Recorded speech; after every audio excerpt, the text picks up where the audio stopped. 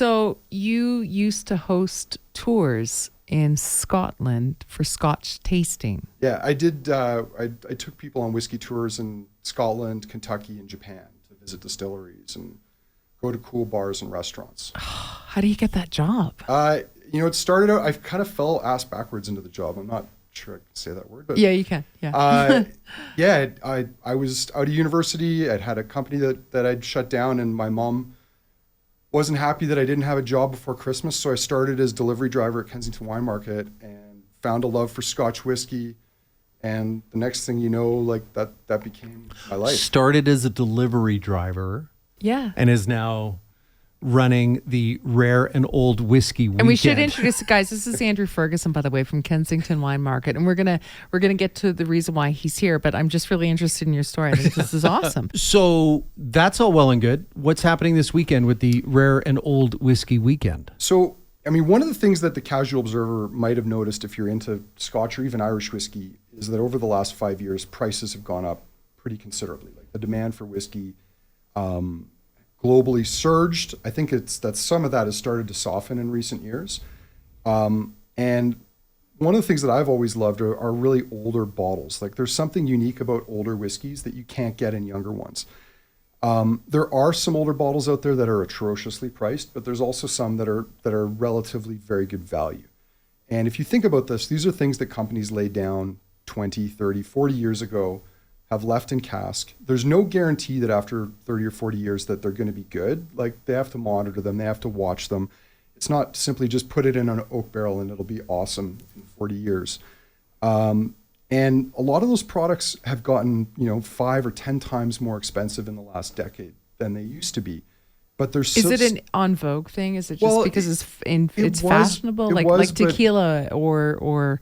That's a part of it, but I think a bigger part of it is that, a lot of these companies are controlled by big multinational firms and they expect their profits to increase every year. And so I think a certain amount of this was pushed by that and was pushed by let's make hay while the sun's shining. And I think for a lot of those companies, they've pushed it way too far. This event came about because I used to host events in Banff, weekend events where we would open rare bottles and there'd be dinners and all those things. But I was always limited by how many people could come to those. People who've taken part in those past events wanted to see something happen again.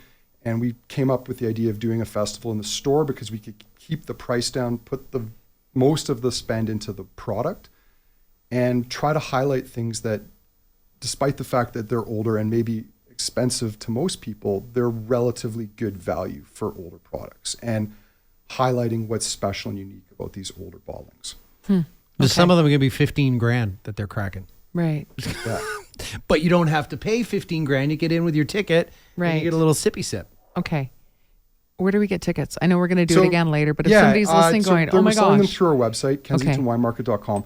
So it's a weekend event that people can choose to take part in different pieces of. The main event on the Friday night is a whiskey festival. We'll have 36 bottles between 30 and almost 50 years of age open for sampling. Okay.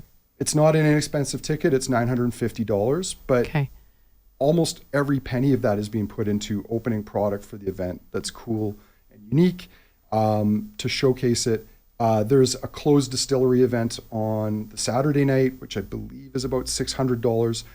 And again, that sounds like a massive amount of money. And it's not a small amount of money for someone to pay to attend an event, but we're opening $30,000 worth of whiskey for that event from distilleries that don't exist anymore. Wow. And that's kind of the unique aspect to it, is you're going to get to try things that haven't been made for over 40 years. No one else, many won't get to try either. Sure. Yeah. I mean, and I'll be honest, a big part of this weekend and this event is that I want to try these things. And I mean, now we get it. We joke about this all the time. We do a lot of tastings both in store and virtually. The virtual ones allow people from other parts of the country to take part in them. Right. Yeah. We have a lot of interest in those events, but I think part of that is because my staff and I are interested in doing these. It's not about just selling something. It's we're genuinely curious and love these products and we want to try them.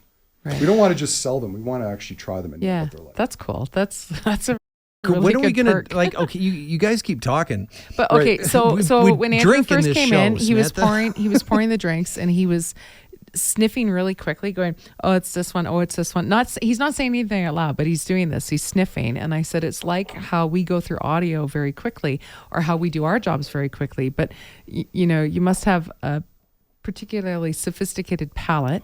And a pretty good sniffer as well too. I like to think I've got a good palate. I wouldn't say that I necessarily have the best, but it's like a lot of things. Like Malcolm Gladwell in his book talked about 10,000 hours, and if you do something 10,000 hours, you can become an expert. 10,000 hours of drinking. I've tried to estimate. Well, the funny thing is, I've tried to estimate how many whiskeys I've tried over the years from not just drinking, but from a serious like nosing and tasting it, and I'm well into the probably 20,000 plus whiskeys that I've tried. And for me, what I was doing was I poured 3 whiskeys for us to try, but I wanted to make sure we try them in the right order. Okay. And at least one of them I haven't had for quite a while. So that quick nosing for me is to decide, all right, what order am I going to slot these in? Because you don't want to have something big and bold and sharp, and then have I already a weak, sniffed. That's and then number 3, and have a weak little something, and then it overpowers. So you've got to do it properly, right? Number 3 was aged on dead bodies. It's seriously, it's zombie juice is in number 3 when we get there. So the 3 whiskeys that I picked are things that people would get to try at the festival on the Friday night if they came. And again, older products, but relatively speaking, good value. The first one is it's actually effectively a no-name whiskey. It's called Port Askeg 45. There's no distillery called Port Askeg. This is from a distillery called Bunnahabhain. And what's crazy about it is that it's 45-year-old single malt that they're not allowed to tell you where it came from. But that often means that is this like Fight Club? Kind of. I mean, if fighting, you mean lawyers, then yes. It would be, there's contracts that would prevent them from disclosing where it came from. Okay, but can you guess, like we could with a wine based on region? Like, can you taste something and go, this is close to Orkney, this is over, like... Often, yes. I mean, for me, there's about 10 distilleries that I can pick out almost choose, every time out of about 140. And it's just because they have a unique signature that no one else seems to have. This one, I'm able to tell what it is because it's from an island that only has 8 distilleries that could have potentially produced this product that were operating in the 1960s. I think that's when this was distilled, in the late 1960s. Oh, wow. And because it's not peated, it could only be one of 2 distilleries. So that narrows it down further. But then stylistically, once I've nosed and tasted it, like I know you can probably tell immediately what this is, that it's from that Drink distillery. it. It's a mystery. Yeah. Did you drink yours? Oh, yeah. Okay. So the reason I wanted to highlight this is one of my favorite whiskeys that's come out in recent years. And it has a profile of an older whiskey. You can tell immediately when you nose and taste it that this is old. It has these soft leather tobacco tones to it, but underneath it there's these really nice, and for people who aren't into whiskey, some of this is going to sound crazy, but there's these really nice tropical tones that start to come out. Tropical fruits. And the reason for that is time. How do they make that happen? It's you can get a bit of fruit profile from your distillate when you're distilling the spirit. Yeah. And it comes down to how you ferment your beer. You start with beer, you distill your beer into spirit. And depending on how long that fermentation goes and the type of yeast you use, you can create fruity esters. But the main way is time in oak, but also more crucially, it's time in oak that's not too fresh. Like if you use a brand new oak cask. Right. I mean, this is why bourbon always tastes toasty and spicy and woody, is because it's always in new wood. Oh, is that why? Okay, because I love bourbon. Like bourbon is my fave. Sure. Yeah. And there's a reason it has that nutty, toasty profile, is that it's new wood. The Scotch industry, the Irish industry rely on used wood that the bourbon industry has used once. Right. And so it's already taken those easy to get, more like prominent flavors and stripped them from the wood. So the second spirit that goes in there is going to have to work harder and might have more of its actual spirit character coming So it's through. going to, okay, got it. But over time, that spirit will slowly oxidize, and that oxidation creates these really fruity, estery tones. And that's what people really love in older whiskeys. And some people that are into Scotch, they love dark whiskeys, like dark sherry cask whiskeys. That's great, but often those type of whiskeys can be too strong or too potent for long-term maturation. And you're going to hide some of those desirable, delicate spirit flavors that you want to show up after a long period of time. So to number that's 2. what I love about this, is the sherry's not too strong. Okay. And number 2 is a Is this great on it? example of this. And It is darker, right? It's a little darker, yeah. And I don't know, to be totally honest, although this one, what's really interesting is that this one here is, even though it's darker, it's not from sherry cask. This is American oak matured. It's a 1969 Glenrothes. Also doesn't say Glenrothes on the label, but because the company it's from, we know what it is. I was like, well, if it's an American, and why is it a Glen? And then Well, no, it's just the wood.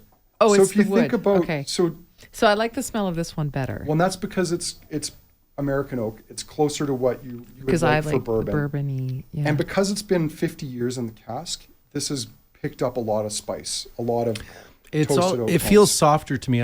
I made a little face on the first one. This one is Well, and I think the main difference there are going to be the Oh, tannins that that's you're getting really from the nice. sherry cask in the first one. right. The second one is spice, cream, fruit.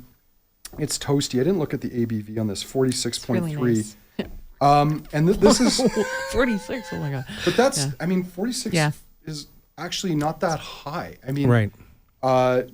most whiskey, I mean, the bare minimum is 40. So For whiskey. people shouldn't look at 40 and be like, oh, that's So strong. that's actually the basement. Like that's the main level, the main floor. He's saying Scotch and Irish whiskey drinkers are tough, is what he's telling me. Some of them are. I mean, so are a lot of American bourbon drinkers. Yeah. Like in Kentucky, the strength of alcohol actually goes up in cask over time. So because of the climate, so there are some American bourbons that are in the high 60s or low 70s. Yeah. And that the Yeah, most we rare have and some sought stuff after that bottles. is really like, Yeah, people search that stuff out. They like that style. yeah. Scotch, the strength goes down over time. To be honest, the fact that this is still at 46% after 50 years is kind of remarkable. Like Oh, most whiskey, you lose about 2% a year to evaporation. Right. Most of that in Scotland is going to be alcohol, whereas in places like Kentucky, which is drier, it's going to be more water. Oh, So that's why one okay. goes up and the other goes down. Okay, that makes Right. sense. That makes sense. This last one, like I said, this is the zombie juice. There's Yeah. has something funky's been done to this one. So you're not totally wrong on It that. smells so And sweet. Bizarrely, I noticed that I picked all 3 whiskeys to pour for you guys today are all essentially undisclosed bottlings. oh, Okay. fun. This is another Isla whiskey, so like Bunnahabhain, but this is a peated one. It's from Lefroy. Now, Lefroy is kind of the love it or hate it whiskey. You either love Lefroy or you hate it. There's no in between. Hate. But the thing over time, See, I like it. over Yeah. time, that smoky, peaty, medicinal profile it has mellows. It's still there. It never fully goes away. And you add things onto it. Like this is decadent. It's creamy. It reminds me of This like one is really cupcake nice. icing sugar. Like it is so Sorry, sounds what? really good. decadent on the nose. Oh, Cupcake yeah. icing sugar. It's really sweet Yeah, and and the fabulous. cupcake icing was made to look like a zombie. You know, I'll give a shout out just quickly Really? to another Kensington business that started, I think, 20 years ago. I was one of the first people to go through their doors, Crave Cupcakes. Yes. Yes, And yeah, this yeah. reminds me, at least on the nose, it reminds me of their Cravelicious really cupcake, yummy. the blue one that they had. The blue one with the chocolate. Okay, Yeah. I'm trying to find it. Is it though? Is it like, okay, so the fact that he finds it really difficult. even so, sip it. but is it like having, and it's a very simple comparison, is like somebody who likes cilantro and somebody who doesn't, right? There's a bit of that. Is there something like, Historically, though, there used to be a machismo to peated whiskeys, to smoky whiskeys. Yeah. That, like, men are going to like them and women won't. yes. And the irony of that is, like, my daughter, when she turned 19, she was working for a friend of mine's liquor store in Lethbridge, and she thought she didn't like Scotch until she tried Ardbeg, which, like Lefroy, is at the deep end of the pool. It's very Oh. smoky, Right. very peaty, and that Yeah. was the thing that opened the door for her. Now and she's like, "Ma." everyone's palate is unique. Yeah. Like, you can't say that someone's going to like one more than the other until they actually try it. And I think, like a lot of things, you might think you hate Scotch until you try one that's got a profile that meets your I found, palate. yeah, same. That's, I just recently found like an 18-year-old something. I don't even know what it is because it's not my collection. It's Rick's. Right. But he's like, oh, But, you like the okay. old one? I'm like, yeah. The smell on this one is terrible for me. See, it smells but really tasting it, good. it is really, really smooth and it's smells a little awful to softer. you? But it is like super smoky leather to me still, Hmm. which isn't caramel and vanilla like I get from Redbreast Well, or something like if that. I were you, I wouldn't try the Lefroy 10 or the quarter cask because those will probably blow your head off. Right? Ah. Oh, that's so funny. What? You know what? To Hey, each- to you know each what? their And own, right? that's For sure. that's the thing, right? That's the joy of it. That's why there's many different flavors. Okay. So, website again, please. Yeah, it's kensingtonwinemarket.com. If you go under tastings, you should find all of our events listed. Okay. They're all listed on there with details. We've got some tastings running during the day on Friday and Saturday, including one that has over 300 years of Armagnac, Cognac, and Okay. Calvados, which is kind of a cool tasting. Yes. And then we have the festival, the Friday night, the Rare and Old Festival, and then the Closed Distilleries event on Saturday. How often do you guys do events like this for other, like, I'm sure you do wine tastings and brandy tastings and like, Sure. do you go through what happens closer to Christmas? Well, we do lots of in-store events. We do both, as I mentioned before, sit-down in-store tastings, festivals for wine and whiskey, and virtual events that there's still an interest for.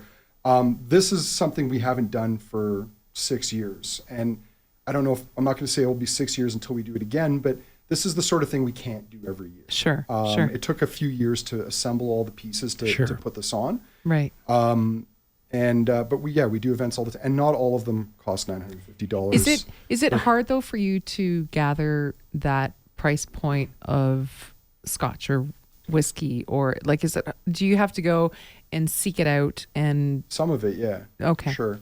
But I mean, it's interesting because like we've got people coming from all over Canada.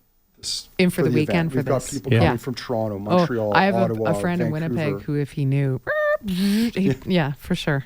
Oh, wow. Well, this is really interesting, Andrew. I'm glad you came in. This is cool. Thanks for having me in. Yeah, no, this is super cool. Let's do the Irish. I want the Irish one. Give me some redbreast and some writer's tears. Oh, we have that. We have those. Yeah. See, Well, we have those in my house. They just have to bottle something older than 30 years first, and then he'll be we would have been interested. happy to include it in the event. whatever rookie is what he's that. That's I got Next that. time. Mornings with Samantha and Buzz. Ready to go when you wake up on XL 103.